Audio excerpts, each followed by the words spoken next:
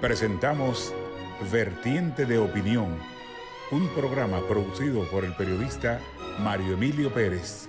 Los amigos de Vertiente de Opinión, nos da mucho placer tener con nosotros a un reputado jurista.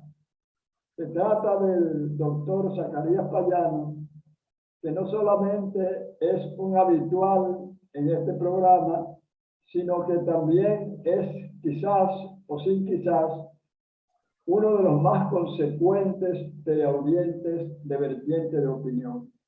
Con él vamos a dialogar a todo lo largo de este programa. Mario Emilio Pérez. De inmediato iniciamos este diálogo con nuestro invitado, el doctor Zacarías Payano. Y como siempre ocurre en sus comparecencias en este programa, la pregunta que no puede faltar es ¿cómo visualiza él como analista diestro la situación de la justicia actualmente en la República Dominicana? Gracias, Mario Emilio. Muy contento, feliz, como siempre, de estar en Vertiente de Opinión. Es un honor para mí y un privilegio estar en el programa. La situación de la justicia no escapa a la misma situación general que vive el país. Dentro de las precariedades provocadas fundamentalmente por la situación internacional, el paso del COVID ha afectado todas las actividades, tanto en el país como en el extranjero. Y la justicia, como una cenicienta, aunque debería ser el primer poder del Estado porque es el poder del equilibrio, regularmente ha sido marginada por los diferentes gobiernos. Hoy día basta con ir a los tribunales y ver la estrechez, la precariedad en que se desenvuelve. Muchas veces los que están en la cúpula del Poder Judicial no se percatan de la realidad que ocurre a diario en el sistema judicial. Por ejemplo, el Código Procesal Penal dice que la prisión preventiva máxima de una persona es de 1 año. Y sin embargo, aquí hay gente que tiene 2 y 3 años presos de manera preventiva sin que hayan sido juzgados. Y tú ves que los fiscales lo primero que piden es prisión preventiva y dice el Código Procesal Penal que es la última de las medidas de coerción para garantizar que una persona se presente al proceso. Sin embargo, es la primera que piden. Tú ves que los presos preventivos está alrededor del 60 y pico % de la población carcelaria. Y eso no es de ahora, eso es un problema que se viene ocurriendo desde hace mucho tiempo atrás. Tú ves, por ejemplo, en la zona oriental de Santo Domingo, que yo le llamo la sucursal del infierno, la justicia se ejerce en un furgón y los jueces desempeñan su trabajo y los fiscales también en ambientes verdaderamente inhóspitos, inapropiados para impartir la justicia, que es tú juzgar a tus semejantes. Algo tan sagrado, algo tan difícil no puede hacerse en un ambiente como actualmente ocurre en la República Dominicana. En definitiva, el porvenir de la justicia, si no se produce un cambio profundo, la inyección de mayor presupuesto, no es bueno. Hay una especie de controversia entre los sectores gubernamentales y los de la oposición en cuanto a la independencia del Ministerio Público, encabezado por una magistrada honorabilísima como es la doctora Miriam Germán Brito. ¿Tú opinas que realmente hay esa independencia del Ministerio Público? Yo entiendo que sí, porque el Ministerio Público está actuando a sus anchas ahora y está llevando a los tribunales, a los jueces, los diferentes procesos sin tener que esperar una orden del Palacio como ocurría anteriormente. Anteriormente solo se perseguía a los que pertenecían al gobierno anterior. Sin embargo, en esta coyuntura se está procesando judicialmente a todo el mundo sin importar el color del partido a que pertenece.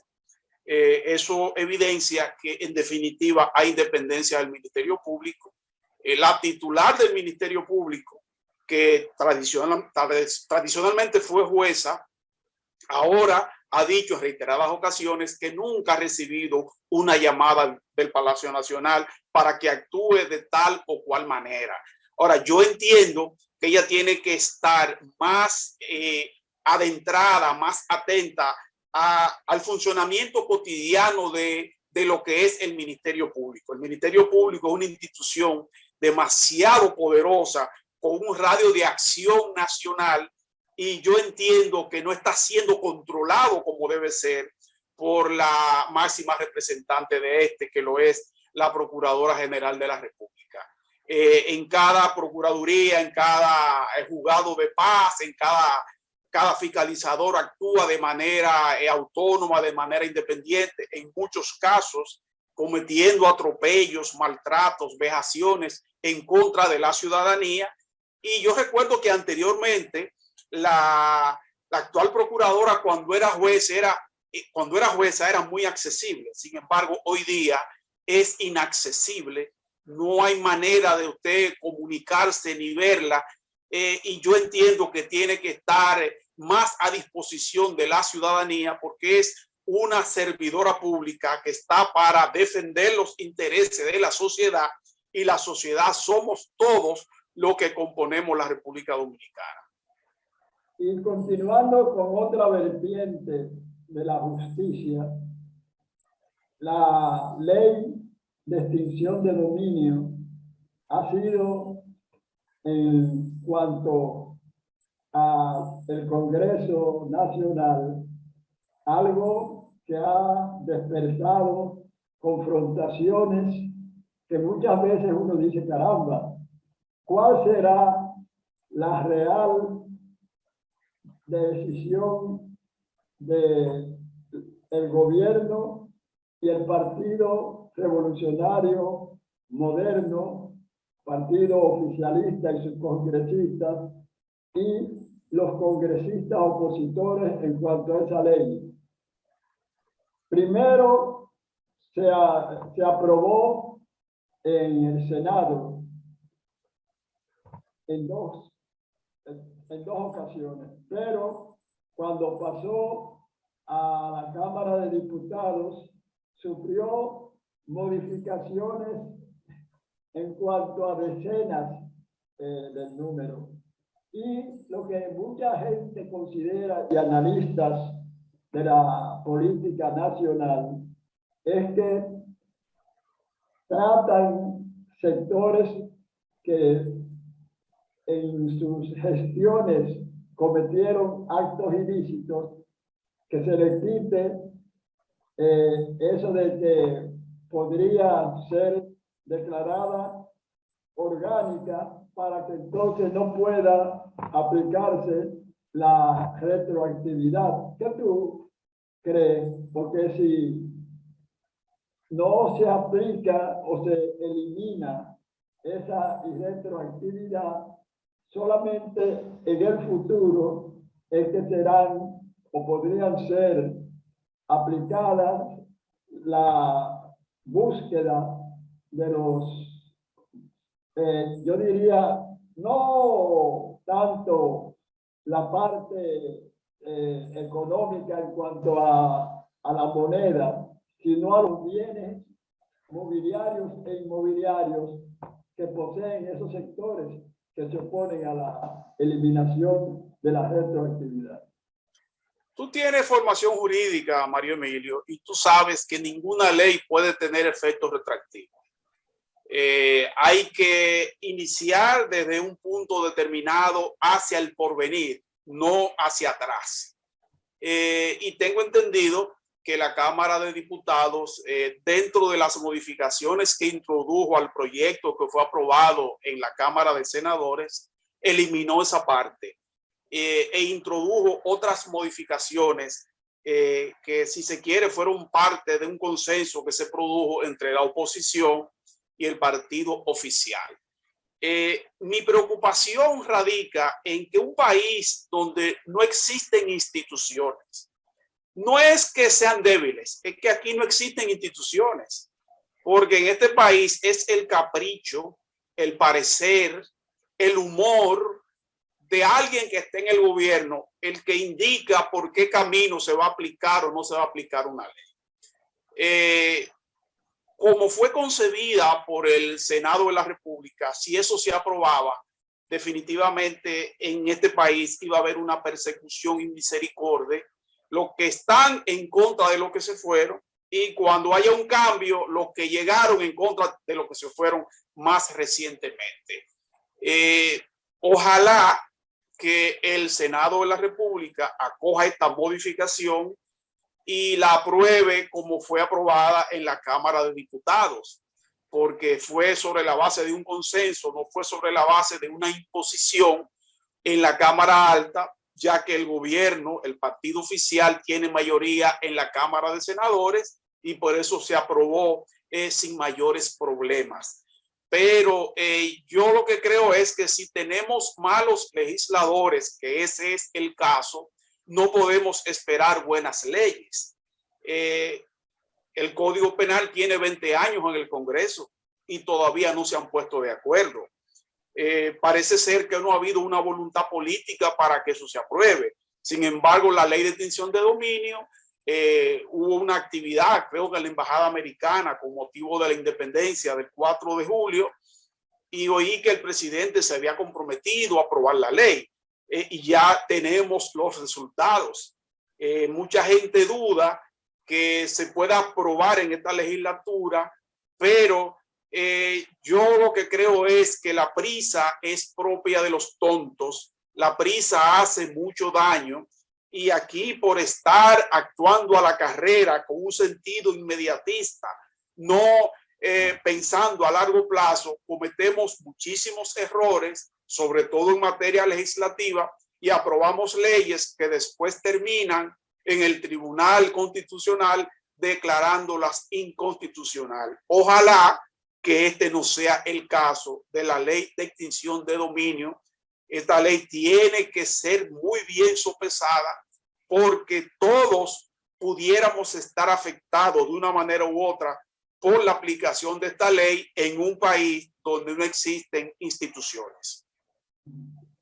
¿Cuál es tu opinión acerca de la lucha que ha iniciado desde sus inicios, valga la redundancia, en cuanto a luchar contra una corrupción que entonces los sectores de oposición dicen que solamente se está juzgando a funcionarios de los 8 años de gobiernos presididos por Danilo Medina, y que sin embargo, cuando se trata de funcionarios de este gobierno, se suspenden, pero no son llevados a los tribunales con acusaciones por sus ilícitos?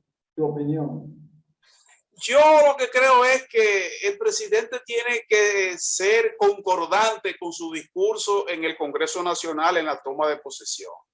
Y hasta ahora solo ha sido discurso, no ha sido práctica. En su gobierno se han denunciado muchísimos actos de corrupción, muchísimas irregularidades en la administración pública y hay gente que todavía está ejerciendo las funciones. O sea que no se es tan dinámico en ese sentido. Naturalmente hay que decir una cosa, él no controla el Ministerio Público, aunque nombra por decreto al Procurador General, el Ministerio Público está actuando en base a los expedientes que tiene allí y no es verdad que va a tener tiempo para procesar al mismo tiempo todos los expedientes que le llegan. Hay que tener paciencia. Pero entiendo que el presidente en ese sentido está siendo tímido. Debe inmediatamente se presenta algún programa de investigación de televisión con suficiente sustancia, con suficiente material, debe apartar al funcionario público afectado para que esto sirva de escarmiento y envíe un mensaje a los demás. Yo lo que digo y sostengo es que lo que se ha denunciado que ocurrió en el gobierno pasado sigue ocurriendo actualmente, ha ocurrido en el pasado y va a seguir ocurriendo en el futuro, porque eso es un sistema que está instaurado en el país. De no ser así, no se justifica que gente que pasa por un cargo público 2 o 3 años, después pasa la vida entera en la opulencia total y nadie le pide rendición de cuentas.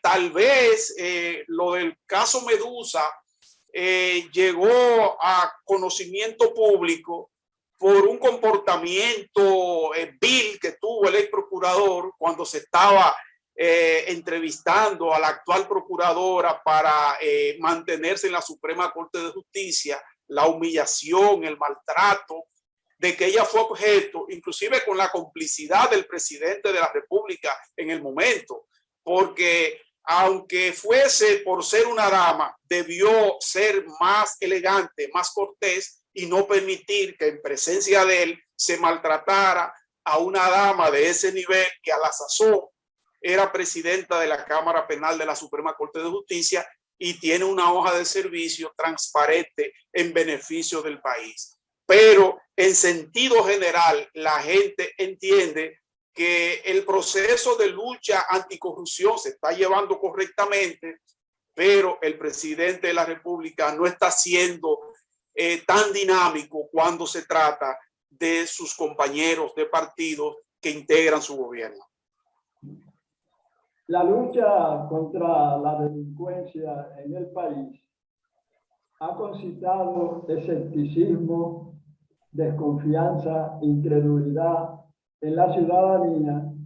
Inclusive ese proyecto de país seguro que de muy buena gana e incluso dedicándole tiempo y esfuerzos de el ministro de Interior y Policía, Jesús Vázquez, parece que ese asunto del país seguro no ha dado resultados, pese a que se ha llegado a extremos como el patrullaje, policía, fuerzas armadas, en cuanto a al combate a una delincuencia que cada día parece tomar mayor fuerza.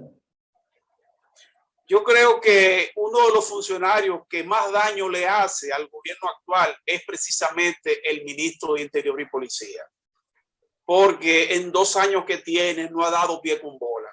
Ahí vemos como todas las semanas aumenta la inseguridad, aumenta la delincuencia en el país. Vimos como en esta semana una amiga tuya, la periodista Cándida Ortega, fue objeto de un atraco por ahí, por el Faro a Colón. Vemos como un pobre muchacho de ahí de los Alcarrizos lo agarran y lo matan y tiran su cadáver por ahí por la autopista Duarte y el carro aparece por Cotuí. Y a diario la gente se siente insegura, no quiere salir a las calles. Las mujeres en los vehículos son víctimas de los limpiadores de vidrio, de los vendedores, de cuantas cosas en los semáforos. Esa no es la República Dominicana que se proyecta en los anuncios para promover el turismo en la República Dominicana. Esa es la realidad que vivimos a diario los dominicanos. Entonces, el presidente cuando estaba en campaña trajo a Rudolph Giuliani para que lo ayudara a diseñar un plan de seguridad. Sin embargo, eso en la práctica no se ha verificado. Uno de los temas más débiles, más flacos del actual gobierno es precisamente la inseguridad, la delincuencia que vive el país. Tal vez quitando al ministro de Interior el problema no se resuelve. Yo creo que se resolvería hablando más y haciendo menos, porque anunciando programas no es verdad que el problema se va a resolver. Es creando mecanismos de disuasión en los barrios, haciendo cancha deportiva, iluminando las calles, llevándole charlas a los jóvenes en los barrios, fomentando los deportes, mejorando las instalaciones deportivas. Pero con discurso el problema de la delincuencia no se va a resolver, y con anuncios grandilocuentes como ha ocurrido en lo que respecta al actual ministro de Interior y Policía. Vamos a hacer una breve pausa y continuamos luego dialogando con el doctor Zacarías Payano, un reputado jurista. Ellos son Ana, Jorge y Juan. Los tres son dueños de negocios. Ana quiere un vehículo para su nuevo emprendimiento. Jorge tiene una constructora y requiere una nueva flotilla de tractores. Y Juan trabaja con paneles solares y necesita comprar en gran cantidad. Ellos van a adquirir lo que su negocio necesita con Leasing Popular, porque saben que van a tener hasta 100% de financiamiento y plazo de hasta 7 años para pagar. Mayor ahorro gracias a los beneficios fiscales del producto. Así como ellos, tú también puedes seguir progresando. Leasing, un salto inteligente para que tu negocio avance.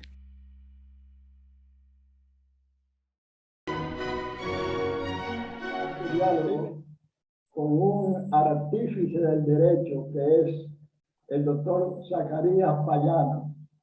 Es un hombre, y a mí me consta porque cualquier asunto judicial que yo tenga, cualquier acto notarial, conociendo su honestidad y su capacidad, es un jurista muy acreditado. Por eso, casi siempre, yo diría que las pocas veces que él no ha podido venir al programa cuando yo lo invito, es que tiene algún caso delicado y él, cuando tiene casos así, le dedica prácticamente todo el tiempo a él. Así es que cualquiera que lo utilice profesionalmente está bien representado. Zacarías, indudablemente que el problema de la migración haitiana es algo que parece que no tiene solución, porque incluso el muro que se está construyendo, ya muchos analistas y muchos ciudadanos comunes incluso dicen que no, que el problema está en la facilidad con que mediante el tintineo aurífero, como dice un colega periodista, apelan los migrantes para lograr la fácil introducción al territorio dominicano. ¿Cuál es tu opinión? Porque solamente en el aspecto de las parturientas haitianas leí hace poco que más de 37,000 parturientas haitianas penetraron al territorio para dar a luz aquí. ¿Tu opinión? Hace más de 60 años, el Masacre se pasaba a pie, cuando había caudal en el río Masacre.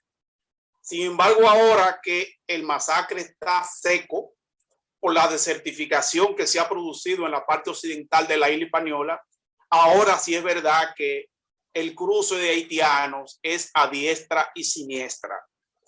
El muro es una actividad más bien de propaganda para estar acorde con el discurso de ultraderechistas del país. Pero sabemos que la economía dominicana está basada fundamentalmente en la mano de obra haitiana. Eso lo sabe todo el mundo. El campo, la caña, la cortan los haitianos. Las labores agrícolas las realizan los haitianos. E inclusive ya en el turismo, los hoteles de República Dominicana están llenos de esos nacionales. No podemos pretender tapar el sol con un dedo, ni podemos venir con discursos demagógicos para que 2 o 3 que no se actualizan se sientan satisfechos. La inmigración haitiana a la República Dominicana, lo que hay es que regularizarla, porque hay mucho negocio ilegal detrás de eso y el Estado dominicano pierde miles de millones de pesos al año por el famoso contrabando. Pero si aquí se cortara la llegada de haitianos al país, la economía dominicana colapsara. Y eso lo sabe el que está gobernando y lo saben todos los que han gobernado, y por eso es que tú ves que no se es tan drástico.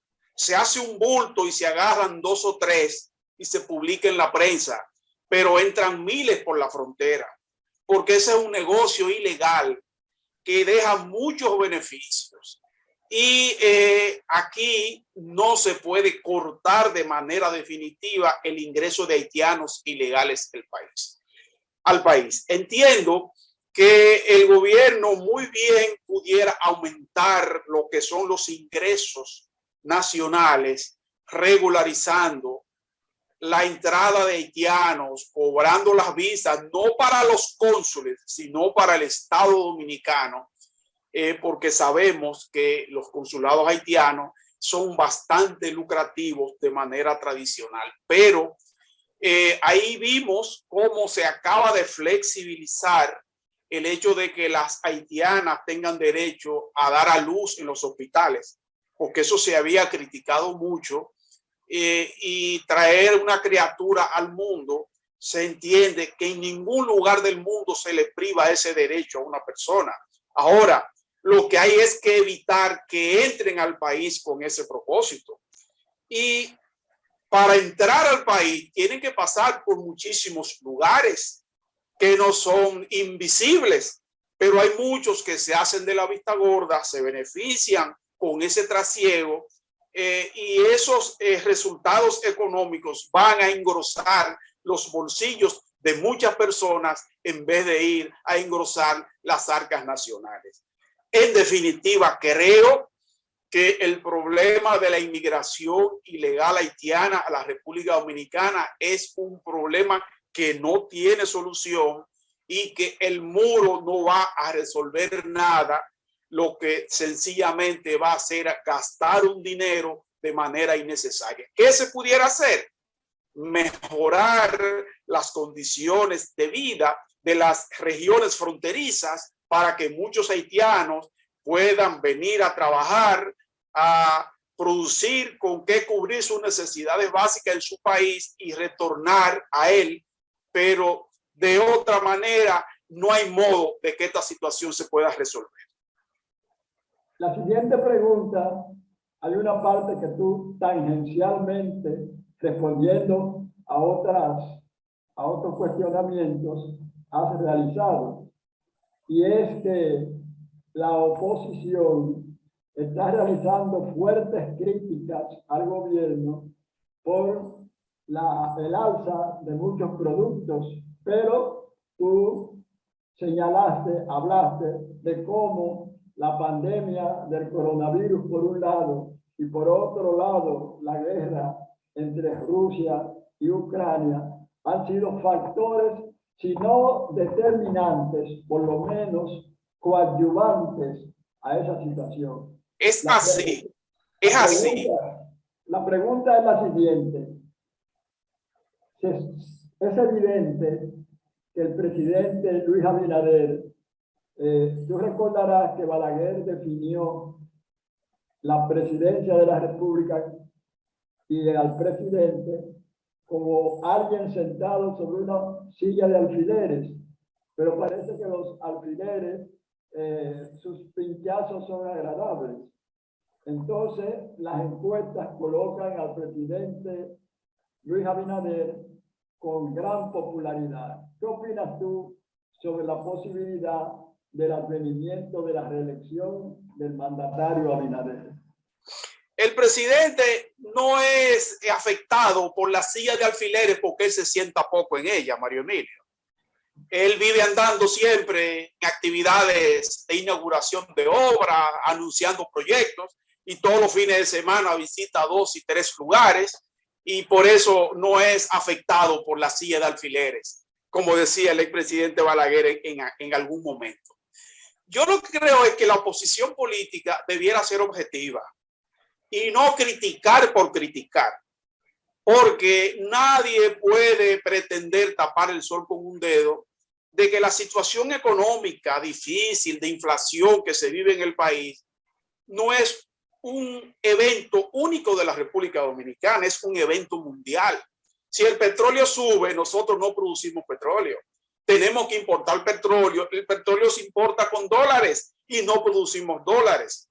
Si el turismo disminuyó como consecuencia de que los hoteles estuvieron cerrados por el COVID, se generaron menos dólares y por eso no había con qué comprar lo que tenemos que importar.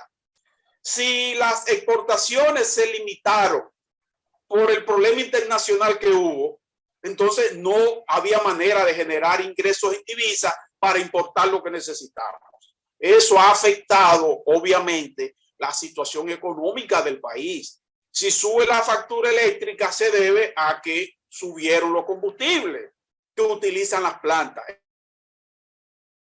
Es un asunto elemental. Entonces, yo no entiendo el discurso de la oposición. La oposición tiene que tener un discurso objetivo en el sentido de que, bueno, si el gobierno hizo una cosa buena, tú la reconoces como buena. Si hizo una cosa mala, ok, lo malo todo el mundo tiene que criticarlo, pero no simplemente criticar por criticar. Yo entiendo que lo que estamos viviendo en esta coyuntura actual de inflación, de aumento de tasa de interés, de disminución de las exportaciones, se debe al contexto internacional, no a una mala política del gobierno. En ese sentido, creo que el gobierno se ha manejado de manera prudente. Ahí vemos cómo se acaba de dejar sin efecto el aumento de la factura eléctrica y se tomó una medida de prohibir el ingreso de nuevas personas a la administración pública. Ojalá que también se elimine el aumento que hicieron de salarios en la Superintendencia de Electricidad para que todos estemos en la misma página y no haya privilegios en favor de uno y en contra de la mayoría. Pero en sentido general, yo creo que la oposición no tiene razón en la crítica al gobierno respecto del manejo de la economía. Un evento importante, a pesar de todas estas situaciones adversas, es que se ha mantenido la estabilidad cambiaria y el dólar hace mucho tiempo que se ha mantenido estable y eso es favorable porque eso permite que se puedan hacer proyecciones por lo menos a futuro inmediato. Hay algo que el mundo, al igual que la guerra de Ucrania y la pandemia del COVID-19, ha sufrido, pero hay algo que está transcurriendo aparentemente de forma lenta y es el cambio climático. Inclusive, un experto geólogo dijo que si continúa los países, en algunos, sobre todo los subdesarrollados, dándole espalda a un problema tan grave como ese, que ya tú has visto, por un lado deshielos, por otro lado temperaturas calurosas extremas que en Europa han provocado ya centenares de muertes. Y ese experto dijo que la República Dominicana, para dar los pasos positivos para mejorar la situación y no contribuir a ese cambio climático devastador, tendrá que gastar de aquí al 2030 18.000 millones de dólares. Es algo que aterra, amigo Zacarías. Yo creo que él se quedó corto en el gasto que habrá que hacer para mitigar un poco el problema climático en la República Dominicana. Tú caminas por el este y todo el trayecto está pelado, no hay una mata sembrada. Por diferentes carreteras lo propio, las montañas también. Entonces yo lo que creo que un asunto tan simple como sembrar un árbol lo podemos hacer todos, pero eso tiene que ser una política estatal, no anunciar en los medios de comunicación que se está trabajando en ese sentido. Aquí no tenemos política para eliminar el plástico a nivel estatal. La cultura dominicana indica que cualquier ciudadano, a veces tú lo ves en vehículos de lujo y cogen una funda plástica y la tiran al suelo, y eso es arrastrado cuando cae un poco de lluvia y tapa los filtrantes. Cayeron unas gotas de agua en estos días en la ciudad capital y había que moverse en yola por donde quiera que uno caminara.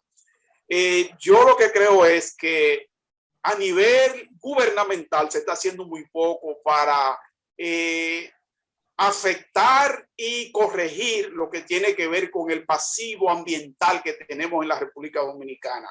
Si el Estado no se empodera e involucra a toda la ciudadanía para que tratemos de reforestar en todas partes y a toda hora, va a aumentar el nivel de calor, va a aumentar la polución, va a aumentar la degradación del ambiente y en definitiva va a disminuir la calidad de vida de cada uno de nosotros.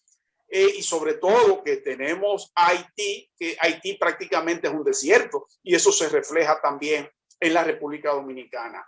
Ojalá que después de esta declaración tan dramática y con la llegada de un nuevo ministro de Medio Ambiente, que es un gran planificador, esa ha sido su trayectoria, todos los dominicanos nos dediquemos a sembrar un árbol todos los días.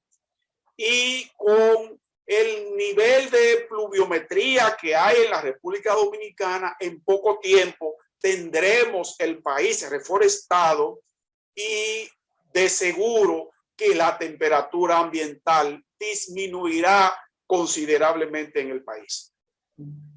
La efectiva política del gobierno contra el coronavirus determinó que hubo un tiempo en que los contagios, las muertes prácticamente inexistentes y los contagios en cantidades mínimas. De repente, los contagios son numerosísimos y, sin embargo, y afortunadamente, los fallecimientos no son tan numerosos. Pero hay sectores que consideran que deben volver las restricciones, mascarilla, alejamiento, lavado continuo de manos. Y sin embargo, el ministro de Salud Pública continuamente dice que no es esto que se está produciendo, no puede ser calificado como un rebrote. ¿Qué tú opinas? Yo creo que es la política correcta, porque la propagación del COVID ha disminuido considerablemente. Ya prácticamente ya de eso no se habla. 2 o 3 casos aislados que ocurran en el país no pueden bajo ninguna circunstancia alarmar a nadie que provoquen un cambio de la política de salud pública. Hay que reconocer que la principal fuente de divisa del país es el turismo. Y si el gobierno dominicano, en una política apresurada, llevándose de gente que no tiene conocimiento científico, vuelve a establecer restricciones en el país, esto se va a publicar en los medios de comunicación internacionales y eso va a disminuir la llegada de turistas a la República Dominicana. Es bueno que se sepa que la Organización Mundial del Turismo reconoció al país por su buen manejo del COVID y el recalentamiento de la industria turística de nuevo. Yo creo que el manejo que está dando el gobierno desde el Ministerio de Salud Pública en este sentido, respecto de no modificar la apertura que ha habido en el país respecto de la situación del COVID, debe continuar desde esa óptica, porque de lo contrario, lo que sería es crear una alarma innecesaria que haría mucho daño al país. Ya la gente se ha quedado con la cultura de ser considerado en llevar su mascarilla en algunos lugares, de lavarse las manos, de utilizar el gel. Yo por muchos lugares que me muevo veo que ya existe ese hábito y el mismo distanciamiento la gente ya lo está manteniendo. O sea que no hay razón para alarmarse ni para modificar la forma en que se está manejando desde el gobierno. Desde hace unos años se ha visto que la vida política de América Latina está girando hacia la izquierda. Ya muchas naciones del continente tienen gobiernos con esa tendencia. Claro, se ha modificado un poco el marxismo ortodoxo y ahora se habla de un marxismo del siglo XXI. El más reciente acontecimiento en cuanto al ascenso de la izquierda al poder en el mal llamado a veces continente de la esperanza fue el triunfo del candidato izquierdista colombiano Gustavo Petro. Es el primero de esa ideología que asciende al solio en esa nación conturbada por guerra de guerrillas durante décadas. Entonces, uno piensa, caramba, como un candidato de izquierda que incluso fue guerrillero del Ejército de Liberación Nacional Colombiano, ¿cómo podrá sostenerse en el poder? Afortunadamente, él luce muy hábil y ha puesto de manifiesto que por lo menos su combinación de poderes y de políticas con los Estados Unidos va a ser favorable y viable. Incluso ya una comisión del gobierno norteamericano fue a Colombia y se reunió con Petro y ahí se llegó incluso a algunos acuerdos. Como tú, al igual que yo, seguro, en días juveniles, te abrazaste a la izquierda, que era, como quien dice, algo consustancial con la condición de joven tras la caída del Trujillato. ¿Cómo ves tú eso de que el péndulo político de América Latina esté basculando hacia la ideología de izquierda? Los gobiernos de derecha no resolvieron los principales problemas de los pueblos en América. Y tú sabes que vivimos una época de crisis de las ideologías. La gente no está pensando mucho en si fulano es de derecha o es de izquierda, o si es moderado o si es ultraderechista. La gente lo que quiere es que haya luz, que haya agua, que haya seguridad, que haya progreso. Y en ese sentido, cuando ha visto que quienes han estado en el gobierno no han resuelto esos problemas y que se repiten nuevos mandatos cada 4 o 5 años y sigue la misma miseria, entonces cambia a ver qué puede ocurrir. En el caso de Petro, de Gustavo Petro en Colombia, se dio lo mismo que pasó en Estados Unidos con el presidente Donald Trump. Daban ganador al contrario. Inclusive los grandes analistas políticos daban ganador al contrario de Petro, lo mismo que al contrario de Donald Trump. Pero los pueblos se cansan. Y yo creo que Gustavo Petro va a ser un buen gobierno en Colombia. Ha demostrado que es un hombre inteligente, que es un hombre estudioso, economista. No es una persona que actúa con el corazón, más bien actúa con la razón. Ha comenzado ya a formar un gabinete de gente que tiene mucho prestigio, que están muy distantes de lo que es su orientación ideológica. Sin embargo, él quiere formar un gabinete heterogéneo de gente con buen currículum y con buena capacidad. Mucha gente entiende que el hecho de que él haya escogido a una vicepresidenta de raza negra, de raza marginada en Colombia, eso fue lo que lo llevó a ganar la presidencia de la República porque mucha gente se sintió representado por Francia Márquez, que es una luchadora ambientalista, abogada, que fue inclusive trabajadora de casa de familia. Tiene una historia sumamente interesante. Pero yo creo que la llegada de Gustavo Petro a la presidencia de Colombia rompe con el conservadurismo consuetudinario de Colombia y creo que las cosas van a cambiar porque él no va a gobernar como un guerrillero. Él tiene los pies sobre la tierra y sabe que vivimos tiempos distintos, tiempo de conciliación, tiempo de acuerdo, tiempo de consenso, y sobre esa base yo entiendo que él ya ha dado el inicio conformando un gabinete totalmente diferente a lo que es un gabinete de izquierda.